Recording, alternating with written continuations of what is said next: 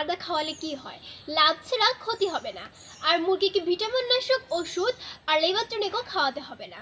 কি করে খাওয়াবেন সব কিছুই থাকছে আজকের ভিডিওর আলোচনায়। যখন দেখবেন আপনার মুরগি খাবার খাচ্ছে কিন্তু বড় হচ্ছে না, ওজন বৃদ্ধি হচ্ছে না, ঝিমিয়ে থাকছে, তাহলে আপনি কি করবেন? এই পেঁপে পাতা আর আদা খাওয়াবেন। কি করে খাওয়াবেন সব কিছুই থাকছে আজকের এই ভিডিওতে। অবশ্যই বন্ধুরা আপনারা লাইক দিতে ভুলবেন না, আর অবশ্যই পুরো ভিডিও দেখবেন, টেনে টেনে দেখবেন না। বন্ধুরা আপনারা অবশ্যই পুরো ভিডিও দেখবেন। যাদের মুরগির বাচ্চা অসুস্থ, ওজন বৃদ্ধি হয় না, যাদের মুরগির বাচ্চা ঝিমিয়ে থাকে, যাদের মুরগির বাচ্চার রক্ত আমাশয় হয়, ওজন বৃদ্ধি হয় না, এবং যেই সকল সমস্যা আছে সকল সমস্যা এই একটি পাতার মাধ্যমে আর এই একটি উপাদানের মাধ্যমে আপনি দূর করতে পারবেন। বন্ধুরা আমাদের সবার বাসায় থাকে আদা। আদা শব্দটি চিনলে না অবশ্যই এরকম কেউ নেই, কারণ আমাদের ঘরে যারা আপুরা আছে, তারপর যারা খালারা আছে, সকলের কিন্তু এই আদা শব্দটি প্রতিদিন ইউজ করেন, কারণ এটি একটি মশলা হিসেবে পরিচিত। বন্ধুরা আদায় রয়েছে potassium, iron, magnesium, calcium, phosphorus, sodium, zinc, এছাড়া রয়েছে ভিটামিন এ, সি ও অ্যান্টিবায়োটিক। এটি একটি অ্যান্টিবায়োটিক হিসেবে কাজ করে। বন্ধুরা আপনি সকল বয়সের মুরগিকে এই আদার রসটা খাওয়াতে পারবেন। এটা কিন্তু আপনারা বিনা খরচে মুরগিকে এই আদার চিকিৎসাটা দিতে পারেন, কারণ কম বেশি সকলের বাসায় এই আদা উপকরণটি থেকে থাকে। আর সকলে এই আদা মশলা হিসেবে খাবারের সাথে মিশিয়ে ব্যবহার করতে পারেন। এছাড়াও মানুষের বিভিন্ন ক্ষেত্রে ব্যবহৃত হয়, মুরগির ক্ষেত্রেও এটি গুরুত্বপূর্ণ ভূমিকা পালন করে থাকে এই আদা। আদা একটি খুব ভালো ওষুধ হিসেবে পরিচিত। আদায়ের মধ্যে রয়েছে vitamin A, vitamin C, vitamin A এবং রয়েছে বি কমপ্লেক্স। এটি আমি একটু আগে যেটাই বলেছি যে ম্যাগনেসিয়াম, ফসফরাস ও বিভিন্ন রকমের উপাদান থাকে যা মুরগির শরীরে এবং মুরগি বাচ্চার শরীরে অ্যান্টিবায়োটিক হিসেবে কাজ করে। বন্ধুরা আপনারা আদাটা গোটা দিতে যাবেন না, আপনারা আটাটা ব্লান্ডার করে দিতে পারেন, বেটে দিতে পারেন খাবারের সাথে, কিংবা আপনারা আটাটা পানির সাথে মিশিয়ে দিতে পারেন ব্লান্ডার করে, একদম রস করে।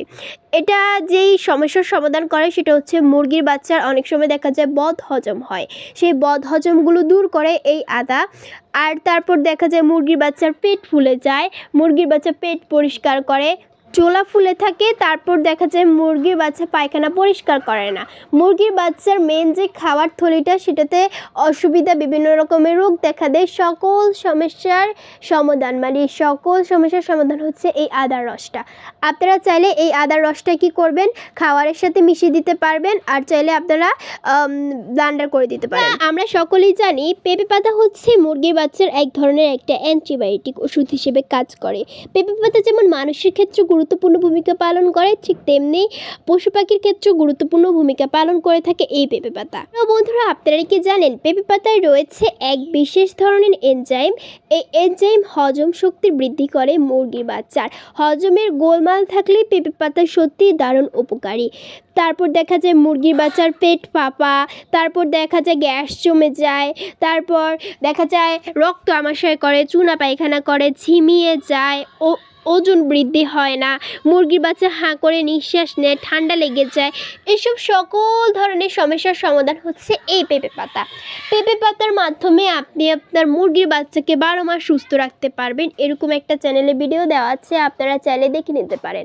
এছাড়াও পেঁপে পাতা খুবই জরুরি এবং মুরগির জন্য খুবই গুরুত্বপূর্ণ একটি উপাদান, যা মুরগির শরীরে খুব গুরুত্বপূর্ণ ভূমিকা পালন করে থাকে। পেঁপে পাতা আপনাদের আঙ্গিনায়, আপনাদের বাড়ির সামনে, আপনাদের দেখা যায় ছাদ বাগানে, সব জায়গায় দেখা যায় এই পেঁপে পাতাটা একটা কমন একটা পাতা। এই পাতাটা কিন্তু সব জায়গায় পাওয়া যায়, এটা আনকমনের কোনো কিছু নেই, কারণ এটা সব জায়গায় পাওয়া যায়। আপনি যদি না থাকে পেঁপে পাতাটা, আপনি অন্য কারো থেকে সংগ্রহ করে পেঁপে পাতার কচি পাতাগুলো আপনারা নেওয়ার চেষ্টা করবেন, সেক্ষেত্রে দেখা যাবে মুরগির বাচ্চার খুব গুরুত্বপূর্ণ ভূমিকা পালন করবে। প্রথমেই আপনারা এটা দেওয়ার নিয়মাবলীটা আপনাদের একদম হাতে কলমে প্র্যাকটিক্যালি দেখিয়ে দিচ্ছি। প্রথমে একটা পাত্র নিয়েছি, এই পাত্রটা আপনারা অবশ্যই পরিষ্কার করে নেবেন। এখানে মুরগির জন্য আলাদা বাছাইকৃত একটা মগ রয়েছে, এই মগটা নিয়ে নিয়েছি। এই মগে আমি মুরগির জন্য নিয়ে নিয়েছি পেঁপে পাতা ও আদা রস। এটা আমি ভালো করে ব্লেন্ডার করে যে জোখাগুলো ছিল সেগুলো আমরা একটা ছাঁকনির মাধ্যমে ফেলে দিয়েছি। আপনারা চাইলে এটা বেটে নিতে পারেন, বেটে যে ছোকাগুলো থাকবে সেগুলো ফেলে দেবেন। তো সুন্দর করে আমি মুরগির বাচ্চার পরিমাণ অনুযায়ী কিন্তু আমি এখানে নিয়েছি। মুরগির বাচ্চাকে পরিমাণ অনুযায়ী কিন্তু আমি এই পেঁপে পাতার রসটা নিয়েছি, আর যে আদার রস সেই আদার রসটা আমি এখানে নিয়েছি। যে দেখতে পাচ্ছেন যেমনটা এরকম সুন্দর করে একটা পাত্রের ভিতরে নিয়েছি। মুরগির বাচ্চার যদি এইসব সমস্যার সমাধান করতে চান তাহলে আপনারা এই পেঁপে পাতাটা আপনার মুরগির বাচ্চাকে দিতে পারবেন। অবশ্যই আপনারা এটা সপ্তাহে 3 দিন দেওয়ার চেষ্টা করবেন। আমরা সপ্তাহে 3 দিন দিই, সেই হিসাবে আপনারা সপ্তাহে 3 দিন দেওয়ার চেষ্টা করবেন। 3 দিন দিলে সবচেয়ে উত্তম হয়। আর আপনারা সপ্তাহে 3 দিন দিবেন, দেখবেন আপনার মুরগির বাচ্চার যদি চুনা পায়খানা, পাতলা পায়খানা, তারপর রক্ত আমাশয়, ঝিমিয়ে থাকা, দিন দিন খাবার খাচ্ছে, ওজন বৃদ্ধি হচ্ছে না, এইসব সমস্যা যদি থাকে তাহলে আপনার মুরগির বাচ্চার এইসব সমস্যার সমাধান হয়ে যাবে। আপনি যদি একটা কোর্স পূর্ণ করেন তাহলে আপনার মুরগির বাচ্চা এইসব সমস্যার সমাধান হয়ে যাবে। মুরগির বাচ্চা পালন করতে হলে অবশ্যই মুরগির বাচ্চাকে আপনারা কম খরচে পালন করার চেষ্টা করবেন। আর মুরগির বাচ্চাকে কম খরচে পালন করতে হলে আপনাদের প্রাকৃতিক টিপসগুলো মেনে চলতে হবে। আপনি যদি প্রাকৃতিক টিপস অবলম্বন না করেন, যদি ভেটেরিনারি দোকান থেকে ওষুধ কিনে খাওয়ান, সেক্ষেত্রে আপনাদের লসের পরিমাণটা অনেক বেশি হবে, লাভের পরিমাণটা খুব কম হবে। সেক্ষেত্রে পুঁজি পরিমাণ হচ্ছে আয়। আপনার যদি পুঁজি কম থাকে আর আপনি যদি আয় বেশি করতে চান, পুঁজি কম থাকলে কিন্তু আয় বেশি করা যাবে না, আপনার পুঁজি বেশি থাকতে হবে।